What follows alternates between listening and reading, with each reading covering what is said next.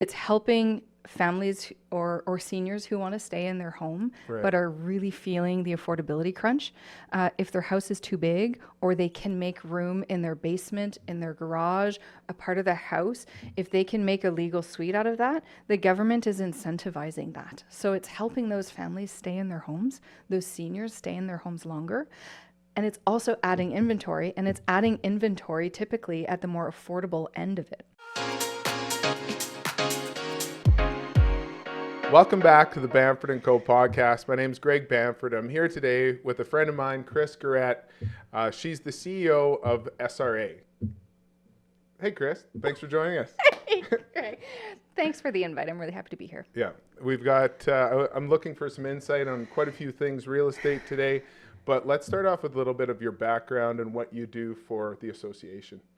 Yeah, well, I'm CEO of the Saskatchewan Realtors Association. Been there for about 3 years, but I've been in housing for over a decade. So land development, home construction, real estate side, both, commercial, residential, and I also sit on some boards that also gravitate around housing. So it's just a passion of mine, and so I'm really happy to be at the SRA as well. It's awesome, and we love you being there. Thank you. It was awesome when Chris came to our organization. I just saw us kind of moving forward in the way that I saw the association should be moving forward, and you're really here to support us as agents and also to look out for the community in a whole, right? So, and I think that's our job all together, right? So that's what realtors do, actually. Right. They're in their neighborhoods. They're the boots on the ground. They actually know what's going on in the economy before it actually hits the stats. Right? Because you guys are dealing at the kitchen tables and in the boardrooms. You guys are talking about future plans, and you guys have that pulse. And I argue with our decision makers anyways that there's no other sector out there that has that pulse consistently throughout the province. I mean, we have almost 1,800 members throughout the province, right, who are dealing in real estate and have that pulse everywhere. Yeah. And we're just fortunate at the office to, collect that data and represent the sector as best we can. Yeah, we do have a lot of conversations, and we do touch almost every single household in the city in some way. Yeah, you're right. Right, like from the very beginning to the very end and through people's lives. It's awesome when people refer us to their parents because they've had a great experience. Oh, I love those stories. Right? So, or when you find out, I just had this conversation, someone was sharing a secret, but like we sometimes find out when people people are pregnant before their family does, because see, ahead of time. We know way ahead of time, because they're like, okay, now we're serious because we need a house, right? So it's interesting on that side. But I think a couple things that we see in the media all the time is an affordable housing, where we sit with inventories. Yeah. Where do you see that going? Because from my perspective and what I've problem solved myself is affordable housing isn't achievable. That's what my thought is, because we have an inventory problem. Yes. And so when you say we have higher interest rates, we have shortage of materials, when we have no tradespeople, and to then build out capacity faster, that just means that the prices are going to increase, at least from my perspective. And I mean, I'm not a mathematician, but it seems pretty simple to say, like, we have a problem. Well, you've been in the business how many years now? 19. Okay, so you've got a pulse on what's going on. Right. And it's probably coming natural to you. And so I still have to depend on stats and, expert advice. You led the Saskatchewan New Home Builders Association previously? Yes. Right? So, I mean, you probably From permits to sold data, all of that. Yeah, so you've been in this, like, I appreciate the compliment, but... Yeah. But you've been around for 19 years. So what you're saying is not untrue. Right. What does it look like? I unfortunately don't think that we're going to see the relief that we hope we're going to see in the very near future. Right. Because everything that you've mentioned is absolutely true.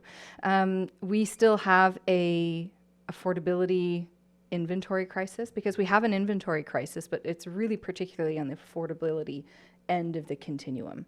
And really, it doesn't matter where you add inventory, because eventually it's also going to trickle down that continuum, right? So if somebody's buying, a $500,000 home, but they're moving out of a $300,000 $100,000 home, Right. you can see that trickle effect. And so that happens. So it doesn't matter where you're adding inventory, you're going to create relief. The question is, how quickly can you create that relief? Because obviously, if you add inventory anywhere, it's going to take a little bit of time to trickle down to the bottom, as opposed to if you just have some incentives to really push the inventory in the segments that you really need. And we're seeing that with municipal governments right now. Right. So another thing that I just thought of is that incentives. Yes. So right now, the government is incentivizing builders Yeah. to build rental properties. Yes. Well, this is So, okay. I was going to cut you off. You keep going. No, I'd like you to. I think this is one of those policies that's really neat because it has two impacts. It's helping families or seniors who want to stay in their home Right. but are really feeling the affordability crunch. If their house is too big, or they can make room in their basement, in their garage, a part of the house, if they can make a legal suite out of that, the government is incentivizing that. So it's helping those families stay in their homes, those seniors stay in their homes longer. And it's also adding inventory, and it's adding inventory typically at the more affordable end of it. So it has a really, there's two sides to that coin. So it's really quite exciting. We've just recently asked for the stats for both the city of Regina and the city of Saskatoon. We could ask for anywhere in the province, but those are really our two large centers where the majority of housing permits happen. And people are migrating here.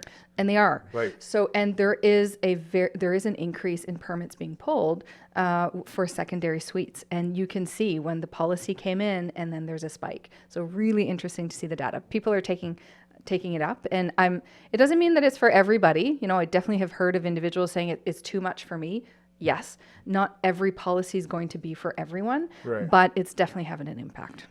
Do you see that though affecting on those other incentives? That's a great incentive that I think is a positive change and so forth, fourplexes and those. But are you also seeing the incentives that they have for rental properties, where builders are now deciding to build rental properties rather than single family homes, which we already have an inventory problem within the the new home build? In Saskatchewan, we are building a lot of rental right now, despite the fact that we have very low, record low vacancy. Right. But, you know, the average family or young professional is still looking for that single family home, right? That's that missing middle part that people are still looking for. And you would think that because we are the most affordable province in the country right now when it comes to working, living, owning a home, you would think that that would be more attainable and there would be more home ownership. The stats don't show that. The stats don't show that we have more homeowners here. And I would have thought that because we're the most affordable, we would see more of that. Right. But as you know, there's not a lot of product out there that's, you know, in a certain price range for that single family home. It's so when I got into real estate, the average selling price was $118,000. You could buy a 1,200 square foot bungalow on the east side in this neighborhood with a massive lot. Now I have to say, even I'm discouraged when I take my clients out and even trying to find them a property under $400,000 on the east side. It's just it's disappointing how high our prices are and what they get for it now, especially when you have many families having to group together to take out a mortgage to be able to do it. So, parents, giving some of their savings to the next generation. For sure. That concerns me because we're actually impoverishing one generation to make sure that the next generation can make it. That's not a really great place to be as a society. Right. It's we're giving information here. We're not trying to be like we're both positive about trying to make positive impact within our neighborhoods and so forth. But I mean, at the same time, this is reality, and I think a lot of times the media has like I guess a negative approach on things. Or the spin is affordable housing. And I think we have to both be real on that of what we're actually dealing with. One of the things that I see a holdup is people getting approved for permits. And that could be residential, that could be commercial, that could be just improvements. We just helped out a nonprofit buy a property for a care home. They're still waiting. And the hard thing is that they've got 5 or 6 kids waiting to get in this care home, Yeah. but they can't get approval. And I mean, there's a long list, and anything from builders to contractors to Yep. everybody I talk about, they say it's hard because permits are way backed up. Yep. And in no way we're trying to throw, I guess, the city under the bus. Yep. But at the same time, if we're trying to create affordable housing and we're trying to bring these to market as fast as we possibly can, Yes. what do we need to do with the permits to make that happen? Is it a dated process, or like, you probably know Yeah. more about this than me? That is a really good question, and permits are a whole world unto itself.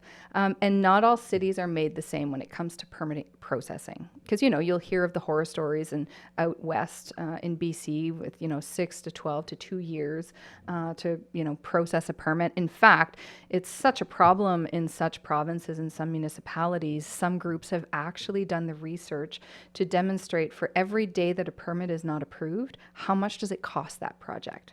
And that is a direct impact on affordability, Yeah. right? So we have less that challenge here in Saskatchewan, still. But I think it's important to understand how permits work. So permits have a residential component, they have a commercial component. And I'm going to try to simplify it a little bit, but people assume that because there's the commercial side, that's where commercial permits go. Except large volume builds of units, I think it's 4 or 6 units or more, actually fit under the commercial permit because they're large buildings. They're not just a single family home. They require more verification and due diligence from the city. Right. So we have to remember that at the core of all this, the city is doing all of this to like, it's a risk mitigation process. Right. I mean, we want good building. Exactly. We want that. So it's yeah. not to say we don't want that. Yeah. So about half of permits being pulled are multi-units, which mean they fall under the commercial. Right. So right now, the city of Saskatoon, and this is to be celebrated, I mean, I assume it's not far off. 2 years ago, this was the case. They were the fastest in the country to turn around residential permits. Really? Fastest in the country. You know where we fail, though? It's a communication process. We fail because you may think 5 days is quick. I may think 5 days is slow. Right. But it's important to, 1, determine your goalpost, Right. and 2, communicate your competition. Yeah. I'm a fan of saying, how is everybody else doing? Because this is how good we're doing. Right. So on the residential side, the city of Saskatoon was actually the best in the country. And So being just the best in the country because we're one of the highest for I mean, oh my gosh, I good guess point. prices in the world. However, there's a huge asterisk to that. Even though we're the best in the country, our largest competitor in the G7 network is the United States. The fastest in the world to process permits is in the United States. So it doesn't matter if we're the fastest in the country, we're still competing across the border in the US. They know how to spit out permits very, very quickly. And so what system do they use that's more beneficial? You know what? I don't know. I can't answer that one. Okay. That's not actually your job. No. I'm not going to spend time there. I need to focus on Saskatchewan fully. Okay. But then it leaves us to the commercial side. And, housing leaders back then, 3 to 5 years ago, had, challenged the city of Saskatoon to say, if you can be the fastest in the country for residential permits, we challenge you to have that goalpost and to communicate that goalpost. And so it's interesting to me because I need to know, where are you trying to go as a government, right? You're trying to be better. What is that? Because if I understand that you're trying to be better and it's 3 weeks and we're at 4 weeks, well, you're putting patience in my bucket. I'm like, oh, I can work with that. It's a week more than what everybody else is going through. Right. I can plan around that. So it's a matter of communications in my mind, knowing where your permit process is in the process. It's not just like a big void that you're throwing your application in and not hearing back. But interestingly enough, during the pandemic, governments can work fast if they want to. During the pandemic, the city of Saskatoon had their online permitting process being developed. And when the pandemic happened, they had to kind of force it ahead. And they were able to fully, I say, move a mountain and bring in this online permit process much faster than they thought because there was a pandemic and it was forced on everybody. Yeah. So governments do still have to work faster. That I agree. But I think, 1, we need to understand what the goalpost is. Where are they trying to be if they want to be fastest in the country? And then understand that process a little bit better. So if you say they're too slow, what does too slow look like and what does fast enough look like. For sure. We're just trying to give insight because these are things that we constantly have conversations with between our networks It's and hard. everybody that we see, right? So it's... And the average person or your clients don't do permits every day. My clients aren't just average people. No, I'm just kidding. Did I I'm say just that? I'm just But kidding. you know, I get it. Yeah. Some people buy a house and they do that once in their lifetime. Yeah, right? for sure. And so that's a really big deal. Yeah. Another thing that we were talking about is how you focus on supporting us as agents, and where do you see with technology our industry going? I know that we're using a lot of AI now with different things that we use for even our podcast. Yeah. But you leading the way, I mean, you're kind of giving suggestions to 1,800 people that aren't always forward leading and aren't always looking at change, because I know change is very hard. Yep. And some of these people have been, I've been in real estate for 19 years. Some of these people have been in real estate for 45 years. Yep. So their thought on even a phone is different than how they got pager messages before, right? So technology is advancing fast. Well, look at our office. We just have the evolution of the lockbox over decades, and it's fascinating how it's evolved. It is, right? yeah. I feel it's our responsibility to ensure that the tools that you guys have as professionals are the best that they can be, or that we have a plan to get there. Right. Again, goalpost, right? Like what's that roadmap and what are we trying to deliver? And that comes to your biggest tool. What is it? It's your MLS system, right? And how you use it, but also how the public uses it. Which is realtor.ca, for which a lot of people know. Yeah. So how do we make realtor.ca a better experience, both in how you work with your clients, and then how do we make a better experience for you on the MLS system? So that's why this year we have a roadmap of a number of different enhancements that are coming in. Some is intensifying the artificial intelligence that we already put in, that we were the first in the country to do, by the way. You were, yeah. Yeah. I was very impressed. And I know there's, we hear it from some members, how do I just turn off that artificial intelligence? But you know what? I do that myself with like Grammarly, with like all of the other artificial intelligence tools that we have. Sometimes you're like, enough already, can I turn it off? ChatGPT, there's a lot of different ones out there. But I think that's the secret. When it is time to lean in to new technologies, to artificial intelligence, that there's a time for it before it becomes normalized, and that you decide what time is best for that. And that's an approach that we've really wanted to lean into. So Matrix 12 coming in, right? It was really important for our tech team to be able to say, no, if our members don't want to lean into this right now, we don't have to filter complaints today. So it's interesting, because even though I'm talking about change, when you start going to type in something that you do every single day, and I get through 90% of it, I'm like, okay, where's the search? Like, where did they all pop up, right? Like, it's so hard to break. And we're trying to do it quickly because it's a new listing that came out and you're trying to... Chop. Yeah, like, you're like, okay, revert. I'm going back to the old way.